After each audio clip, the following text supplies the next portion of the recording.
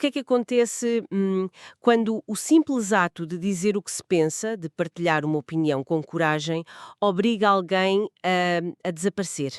Essa pergunta é logo o centro de tudo, não é? Sim, Porque sugere que a liberdade de expressão, afinal, não é bem um direito. É mais um risco calculado. exato. E para alguns, o custo desse cálculo é a própria existência pública. Pois. É uma realidade que nós gostamos de pensar que, pronto, que acontece longe, noutros tempos, mas não, está a acontecer agora. Precisamente. E hoje, o nosso ponto de partida é um caso desses, a história de uma jovem moçambicana, a Marisa Miss. Uhum. As fontes que temos são os certos de áudio que nos colocam mesmo no meio da situação dela. O que vamos tentar fazer é usar estes fragmentos para perceber não só a história dela, mas o que é que isto nos diz sobre os riscos de lutar pela justiça num contexto como o de Moçambique. Certo. Ok, vamos lá tentar desconstruir isto. E é essencial que o façamos, porque, repara, o que a fonte nos sugere logo de início é que a história da Marisa, bem, não é um caso isolado. É um sintoma. Exatamente, é um sintoma. É a ponta visível de um iceberg. E para percebermos porque é que uma jovem tem de se esconder, temos de mergulhar fundo e ver que forças gigantescas e muitas vezes invisíveis estão a mover-se por baixo da superfície. Então vamos começar por aí, por dar um rosto a este dilema. A fonte descreve a Marisa Miss como um exemplo concreto. Gosto dessa expressão. Eu também. Porque é tira do campo da estatística, não é? Não é só uma ativista, é a Marisa. E descreve o ato dela como sendo de muita coragem. Sim, e a escolha dessas palavras não é nada inocente. Exemplo concreto é uma forma de dizer: olha, isto não é teoria, isto tem um nome e tem uma cara. Certo. E a palavra coragem, bem, a coragem é o gatilho de toda esta narrativa. No fundo, o que a fonte nos está a dizer é que o ato dela não foi ingênuo. Foi uma decisão consciente que, naquele ambiente, exigia uma bravura fora do comum. Ela sabia, ou pelo menos sentia, que podia haver consequências E as consequências foram, de facto, imediatas. e brutais. A fonte diz que ela sentiu-se obrigada a ir para a parte incerta. Essa palavra obrigada É que me fica a ecoar, sim. é a chave de tudo, não é? Não foi uma escolha de vida, não foi um ano sabático, foi uma coação. Algo ou alguém com poder suficiente para a forçar a abandonar a vida dela. Completamente. E essa expressão parte incerta é um eufemismo que carrega um peso tremendo nestes contextos de precisão. O que é que isso quer mesmo dizer, ir para a parte incerta? Olha, não significa apenas um sítio que não conhecemos. Significa um exílio forçado para sobreviver. Implica apagar o rasto, cortar laços, viver na sombra. É a materialização do medo. Quando alguém tem de ir para a parte incerta, o que está a ser dito é que as instituições que deviam proteger essa pessoa, a polícia, os tribunais, o Estado, ou não conseguem, ou pior, não querem. Ou ainda pior, são parte da ameaça. Exatamente. São parte da ameaça. Quer dizer, é o último recurso. É admitir que se está completamente por conta própria e que a única maneira de continuar a existir fisicamente é deixar de existir publicamente. Isso mesmo. Mas como é que isso se faz hoje em dia? Com telemóveis, redes sociais, desaparecer parece uma tarefa quase impossível. Essa é uma excelente questão. Porque a parte incerta do século XXI é muito mais complexa. Imagino que sim. Lerta. É isso. É olhar por cima do ombro no mundo físico e no mundo digital. É uma prisão sem muros. E ficamos com esta imagem de isolamento total, de alguém que se transforma num fantasma. Mas a fonte revela que, mesmo nesse isolamento, alguém conseguiu furar o bloqueio. Sim. E é aí que a narrativa dá uma volta. Dá mesmo. Passamos da descrição da ameaça para a descrição da resistência. Da vitimização para a agência. Exato. Uma das vozes na fonte, o Vernão Gondário, conta que tomou a iniciativa de agir. Ele não ficou só a lamentar. Procurou ativamente o número de telefone da Marisa. E conseguiu. Ele descreve uma troca de mensagens recente numa quinta-feira. Quer dizer, isto não é uma história do passado. Está a acontecer Está a acontecer agora. em tempo real. Está a acontecer agora. E o mais fascinante é o tipo de ajuda que ele oferece. Não são só, sabes, palavras de apoio. É uma oferta concreta e muito, muito específica. Certo. Baseada na experiência dele em segurança e aqui é que está o ponto crucial, em cibersegurança. E esse detalhe, cibersegurança, é a chave de tudo. Se ligarmos trazemos isto ao panorama geral, percebemos que a natureza da ameaça é sofisticada. Certo. Não estamos a falar apenas de intimidação física de um carro suspeito parado à porta. Não. Estamos a falar de uma perseguição que acontece no espaço digital. Quando a fonte fala em cibersegurança, a minha primeira ideia é perseguição nas redes sociais, o chamado doxing, essas coisas. Mas será só isso? Estamos a falar de algo mais profundo? É uma pergunta pertinente. A linha é muito ténue. Pode começar com assédio e exposição de dados, que já é terrivelmente eficaz para silenciar alguém. Mas a necessidade de ajuda estratégica, que é uma palavra que a fonte usa. Sim, ele usa essa palavra. Sugere que o adversário pode ter capacidade para interceptar comunicações, instalar spyware num telemóvel, rastrear a localização. Basicamente que quem a ameaça não é um grupo de trolls da internet. Exatamente. É um ator com recursos, com conhecimento técnico. É um caçador digital. O que torna a ideia de parte incerta ainda mais frágil. Mesmo escondida fisicamente, ela pode estar completamente exposta digitalmente. Pois pode. E há outro detalhe que adensa ainda mais a gravidade disto. A fonte diz que, para além da cibersegurança, há outros aspectos que não posso estrategicamente aqui partilhar. Optou com muita coragem em trazer aquilo que é o pensar dela, sentiu-se obrigada a ir para a parte incerta, e Venâncio Mondlane também, em alguns momentos, teve que estar em parte incerta. Sendo assim, eu gostaria de ouvir da sua parte como avalia, como lê o que está a acontecer com esta jovem neste momento, qual a leitura que o Venâncio Mondlane pode fazer, qual o pensamento que pode trazer em torno disto. Muito bem, tá. Eu, por acaso, tenho aqui uma mensagem que eu troquei com a Marisa, muito recentemente, portanto, isto foi já na quinta-feira. Eu procurei pelo número dela, depois consegui o número que está em... Então mandei uma mensagem para ela e trocamos aqui, digamos, uma conversa. E realmente uma das questões que nós nos colocamos à disposição, pela experiência que eu tenho em matéria de segurança, da cibersegurança, eu predispus-me a ajudá-la no sentido de garantir a segurança dela enquanto se prevalece essa situação. E outros aspectos que eu não posso estrategicamente aqui partilhar, mas de uma forma geral, esse é o preço que tem que pagar toda a gente. Eu podia pôr-me aqui em lágrimas, a chorar, mas penso que de chorar já choramos demais. Mas eu acho que o mais importante, talvez, é passar uma mensagem para toda a juventude e todas as pessoas que sentem que têm vocação de lutar pela justiça, lutar pela verdade e lutar por um povo.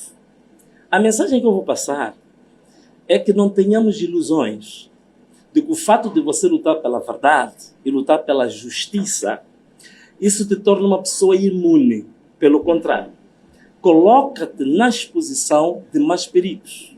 Coloca-te na exposição de mais perseguição. Por quê?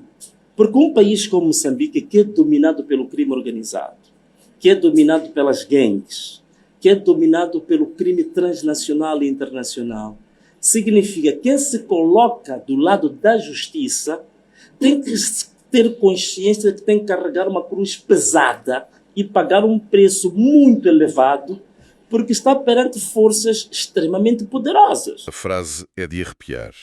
Estrategicamente. Repara, ele não diz não posso partilhar por razões de privacidade. Não. Ele diz estrategicamente. Isto transforma uma conversa sobre ajuda cívica num jogo de xadrez de alto risco. Sim, é verdade. A palavra estratégia implica que há um adversário inteligente, que há movimentos e contramovimentos a serem planeados. Implica que qualquer informação partilhada publicamente pode ser uma arma nas mãos do inimigo. No fundo, estão a usar táticas de contra-informação e de segurança operacional para proteger uma cidadã comum. Exatamente. E vale a pena parar um segundo para absorver o que isto significa. Significa que, para exercer um direito fundamental, num certo contexto, os cidadãos são forçados a operar como se fossem agentes secretos em território hostil. É incrível. A linha entre ativismo e espionagem está a ser completamente redesenhada. Não por escolha, mas por necessidade de sobrevivência. E este pensamento estratégico, este custo, leva-nos diretamente à mensagem mais ampla da fonte. O caso da Marisa serve de trampolim para uma reflexão dirigida à juventude. A ideia central é que lutar pela justiça tem um preço. É dito de forma explícita, quase como um aviso solene. Esse é o preço que tem que pagar. É de uma honestidade brutal, não é? Desfaz qualquer visão romantizada do ativismo. Completamente. Não o apresenta como algo glamouroso ou heróico no sentido clássico. Pelo contrário, é um caminho de sacrifício, de exposição consciente ao perigo. E há uma carga emocional muito forte nisto. A fonte diz algo como: de chorar, já choramos demais. Sente-se um cansaço, uma exaustão com o luto. E, por isso, a prioridade agora não é lamentar, mas sim preparar a próxima geração. A mensagem é: se sentem este chamado para lutar pela verdade, não sejam ingênuos. Certo. Não pensem que a nobreza da vossa causa vos vai proteger. Pelo contrário, e a fonte é taxativa nisto, coloca-te na exposição de mais perigos, coloca-te na exposição de mais perseguição. O que levanta a questão inevitável. Mas porquê? Porquê é que o preço é tão elevado? Porquê é que lutar pelo que é certo em Moçambique acarreta um perigo tão existencial? E a fonte não deixa a pergunta no ar. Não, dá uma resposta. Uma análise que é francamente aterradora. É demovidora. A fonte descreve o país como sendo dominado pelo crime organizado, pelas gangues e pelo crime transnacional e internacional. Quer dizer, o adversário não é um político corrupto isolado ou um grupo de descontentes. Não. É uma estrutura de poder paralela. Uma hidra com tentáculos e recursos que transcendem fronteiras. E essa é a chave para entender tudo. É. Quando alguém como a Marisa fala, não está apenas a criticar uma má governação. Está, potencialmente, a pisar os calos de redes criminosas que valem milhares de milhões. Tráfico de droga, de pessoas. De recursos naturais. E estas redes não operam à margem do Estado. Muitas vezes operam através do Estado. Infiltram-se, corrompem, capturam partes do aparelho estatal para servir os seus interesses. O que significa que a linha que separa o Estado do crime se esbate até quase desaparecer. Exatamente. E nesse contexto, um ato de justiça ou de denúncia não é visto como crítica política, é visto como uma ameaça direta ao negócio. Claro. Lutar pela transparência é o mesmo que tentar acender uma luz numa sala cheia de gente que vive e prospera na escuridão. E a reação não é um debate de ideias, é uma tentativa de apagar a luz e quem a acendeu, de forma permanente. A fonte até que usa uma metáfora, quase religiosa, e muito poderosa para descrever isto. Diz que quem escolhe este caminho tem que ter a consciência de que vai carregar uma cruz pesada. É uma imagem potentíssima, não é? Porque a cruz não simboliza apenas um fardo, simboliza sofrimento, sacrifício e, em última análise, a possibilidade do martírio por uma causa maior. Exato. E a razão pela qual a cruz é tão pesada, como a fonte conclui, é porque se está a enfrentar forças extremamente poderosas. Não é uma luta justa, é uma luta radicalmente assimétrica. É um David contra um Golias que não é um gigante, mas uma rede invisível, sem rosto, com poder de vida ou de morte. Sim. A honestidade deste aviso é, ao mesmo tempo, desencorajadora e profundamente respeitosa por quem, mesmo sabendo disto, decide avançar. Olhando para tudo o que discutimos, a história da Marisa Missa, filtrada por esta fonte, emerge como um microcosmos de uma luta muito maior, não é? Sem dúvida. Vimos como um ato de coragem individual pode desencadear uma perseguição real e como a justiça, nestes contextos, tem um preço altíssimo. Um preço que se paga com a própria segurança e liberdade. Sim, mas vimos algo mais. Vimos que no meio dessa escuridão, a coragem também gera solidariedade. Sim, é verdade. A ação da pessoa na fonte, que oferece ajuda estratégica e especializada, mostra que estes atos de bravura não acontecem num vácuo. Eles podem, de facto, mobilizar redes de apoio, mesmo que essas redes tenham de operar também nas sombras. Usando as mesmas táticas do adversário para se protegerem. É uma dinâmica complexa. Muito complexa. Ameaça e resistência. O perigo é real e sofisticado, mas a resposta, por vezes, também o é. Sim. E para concluir, acho importante reforçar que a luta que a fonte descreve não é contra um adversário clássico e identificável, como um regime ditatorial ou um partido político. Não, é algo mais difuso. É muito mais escorregadio.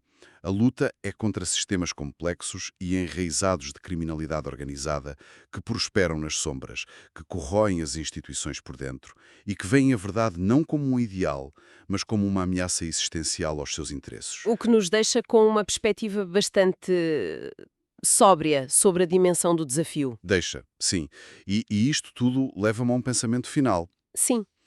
A fonte destaca a importância da cibersegurança e da estratégia para proteger quem fala.